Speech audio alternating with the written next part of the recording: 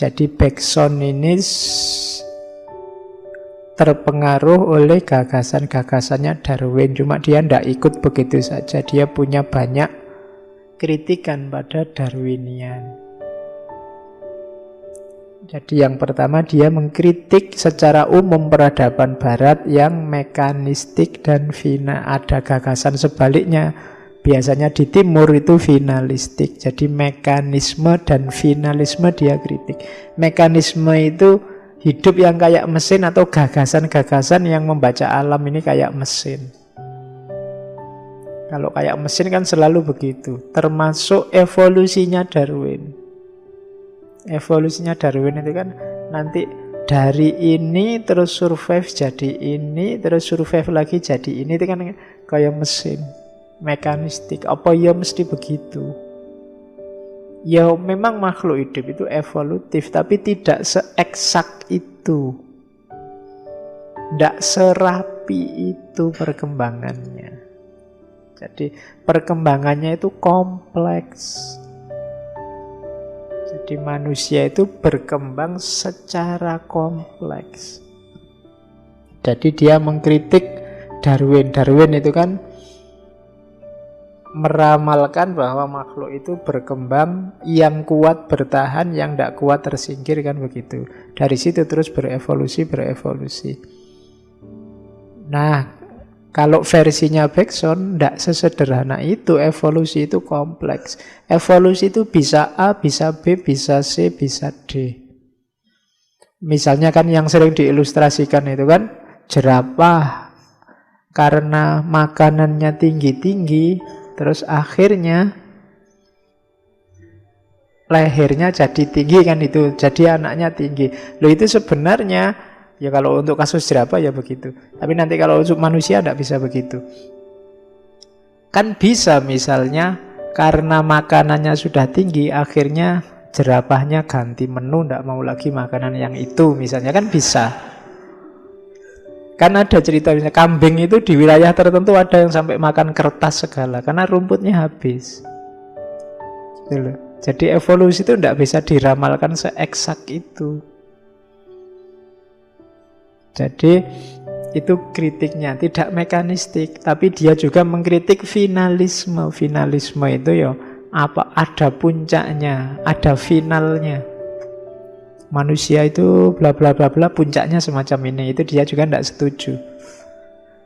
Lagi-lagi sama, tidak sesederhana itu. Jadi hidup ini kompleks, tidak bisa kamu ramal kepastian-kepastiannya. Apalagi yang hubungannya sama manusia.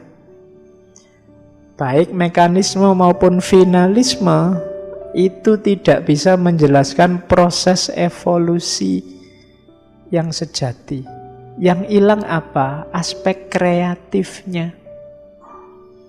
Evolusi itu kan melahirkan sesuatu yang baru. Lahirnya sesuatu yang baru ini kreatif sifatnya. Bisa macam-macam. Yang di teorinya Darwin dan kawan-kawan belum kelihatan. Masih kelihatan mekanis. Nah, itu kritiknya pada mekanisme. Nah, kita lihat sekarang apa itu evolusi kreatif.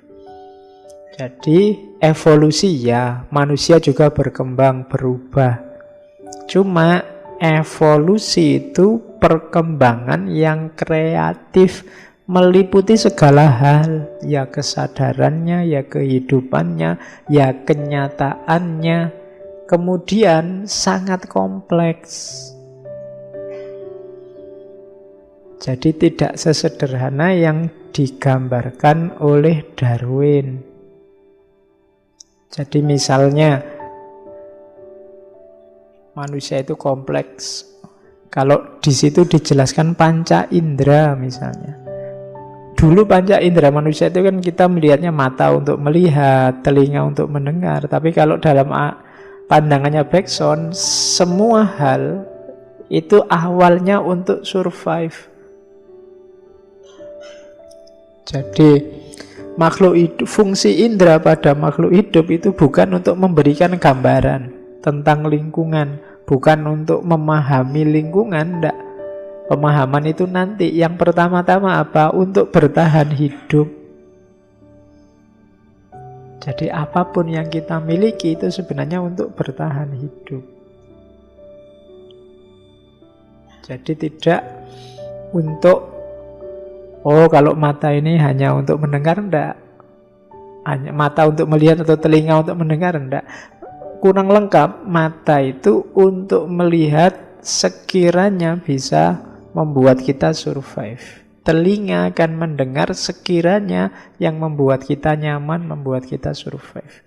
Makanya yang kita dengar, yang kita lihat kan sesuai kebutuhan survival kita. Itu kalau secara psikis, pada akhirnya yang ingin kamu pahami, yang ingin kamu lihat, yang ingin kamu pelajari itu sesuai keinginanmu, sesuai kebutuhanmu. Sehingga nanti orang jadi kompleks, isi kepalanya macam-macam, sesuai persepsi dia untuk survive. Dan ini berpengaruh dalam kehidupan. Tak ilustrasikan ya, zaman saya mahasiswa dulu ada koran yang menggambarkan manusia nanti sekian ratus tahun yang akan datang. Yang pertama sosoknya kurus karena kurang matahari, karena diperkirakan bumi ini semakin lama semakin mendingin.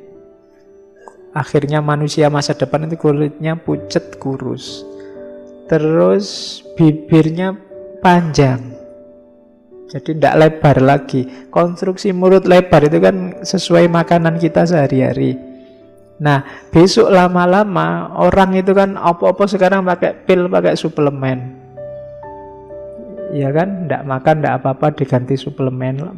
Apa-apa diekstrak, dikecilin. Lama-lama butuhnya kan kamu gini terus, minum pil terus. Wajib mulutnya maju terus. Jadi sekian ratus tahun yang akan datang, mulutmu nggak butuh lebar-lebar. Jadi cukup kecil aja ya. Terus matanya jadi besar dan merah. Kenapa? Polusi. Udara semakin tidak ramah. Jadi sekian ratus tahun mata-mata kita ini, apalagi sekarang ada HP, jadi tidak sehat terus. Dan ini nanti mengubah struktur badan kita. Jadi matanya jadi merah. Terus rambutnya gundul karena lagi-lagi polusi. Tangannya jadi panjang, jari-jarinya lekat karena tidak banyak aktivitas lagi. Paling kayak alien itu, akhirnya cuma butuh laptop, butuh apa-apa kan butuh itu. Jadi jarinya tinggal 2 apa 3 gitu aja, tidak butuh 5. Jadi lama-lama begitu. Kenapa? Ya adaptasi untuk kehidupan. Jangan dikira kan kita misalnya khawatir bensin nanti langka. Ya pada akhirnya manusia akan menyesuaikan diri dengan habisnya sumber daya itu. Dan itu yang terjadi terus-menerus. Itu yang orang ingin apa, alam semesta materi menyediakan apa, ini selalu terjadi dialektika. Dari situlah nanti muncul evolusi kreatif. Jadi perkembangan yang tidak tunggal tapi kompleks. Jadi yang dari manusia yang mulutnya lebar jadi mulutnya sempit, maju. Nanti matanya jadi merah, rambutnya jadi habis, dadanya jadi besar. Saya masih ingat dadanya besar karena tiap hari menghirup polusi tadi. Wajahnya agak pucat. Ini persis alien akhirnya kita. Sekarang kita anggap alien, tapi mungkin besok kita inovasi ke sana. Ya jangankan gitu. Postur manusia hari ini kalau dibandingkan kalau ada nenek moyangmu dari tahun sekian abad yang lalu hidup lagi, mungkin ya kaget, manusia hari ini kok jadi kayak gini semua. Nggak kayak zaman kita tegap-tegap, gagah-gagah, sekarang kecil-kecil. Dulu orang bisa 10 meter katanya, itu Nabi Adam berapa meter katanya. Kalau Nabi Adam sekarang ada itu mungkin, loh kok kecil-kecil manusia hari ini. Heran dia.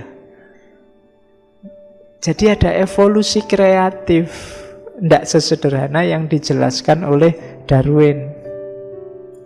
Nah, evolusi kreatif ini pendorongnya namanya elan vital. Elan ya, bukan alat. Ayo, pikiranmu mesti kalau saya ngomong apa bayangannya ke situ. Daya hidup kalau bahasa Indonesianya. Daya pendorong. Jadi elan vital yang ada dalam diri tiap orang itu yang mendorong. Kalau orang fokusnya ke sains, daya hidupnya terdorong ke situ. Itu namanya elan vital. Orang fokusnya ke agama, ya daya hidupnya terdorong ke situ. Energinya, aktivitasnya macam-macam terdorong ke situ semua. Kalau orang fokusnya hanya politik, ya fasilitas, sumber daya alam, daya hidup sendiri akan terdorong ke situ. Jadi kuncinya hidup ini nanti kita evolusi kemana, berkreasi jadi apa, kuncinya ada di elan vital. Daya hidup kita. Kalian masing-masing punya ini, punya elan vital ini, punya daya hidup ini. Arahnya kemana ya kalian yang tahu. Ada yang fokus kerja, ada yang fokus kuliah, ada yang fokus macam-macam. Jadi daya hidupmu mendorong kemana, dari situlah nanti terjadi evolusi kreatif. Itu namanya elan vital tadi. Jadi dialah yang menjadi penyebab bermacam-macam variasi yang akhirnya menghasilkan jenis-jenis baru. Terdorong kemana hidupmu, dari situ akan terjadi evolusi kreatif. Tantangannya elan vital itu saya bilang tadi materi. Semangatmu kemana yang nyegat materi, dunia nyata di luar dirimu. Pinginmu jadi apa tapi materi nyegatmu, apa bisa kamu jadi itu? Nah itu yang mencegatnya materi, namanya elan vital. Jadi kita ini manusia ini dinamis, evolutif, kita berubah.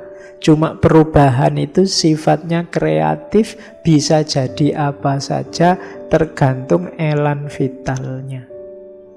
Tergantung daya hidup kita, arahnya kemana.